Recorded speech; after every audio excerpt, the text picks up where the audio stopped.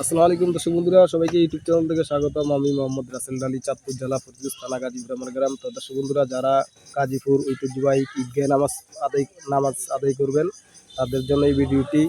তো ভিডিওটি বানানোর অর্থ হচ্ছে যে আমাদের এই ঈদগাহ এখন অন্য বছরের তুলনায় মনোরম পরিবেশ সে নামাজ আপনাদের জন্য নামাজের ব্যবস্থা করা হইতেছে। আপনারা সবাই গাজীপুর ঈদগাহ নামাজ আদায় করবেন। তো এই আশাই রইল সবার কাছে। আপনারা সবাই ঐতিহ্যবাহী গাজীপুর ঈদগাহ নামাজ আদায় করবেন মনোরম পরিবেশে।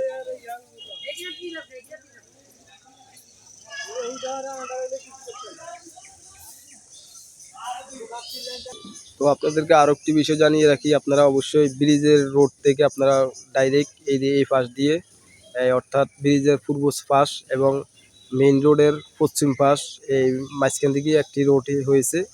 এই ওয়াবদার ভিতর দিয়ে আপনারা এই দিক দিয়েও আপনারা ঈদগাহে হাজির হতে পারেন।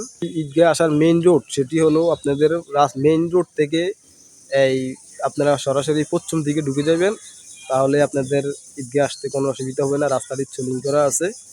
তো আমি আপনাদেরকে এই ঈদগাহে নামাজ পড়ার জন্য দাওয়াত করা হলো। আপনারা অবশ্যই গাজীপুর ঐতিহ্যবাহী ঈদগাহে নামাজ আদায় করবেন। সবাই দাওয়াত করা হলো।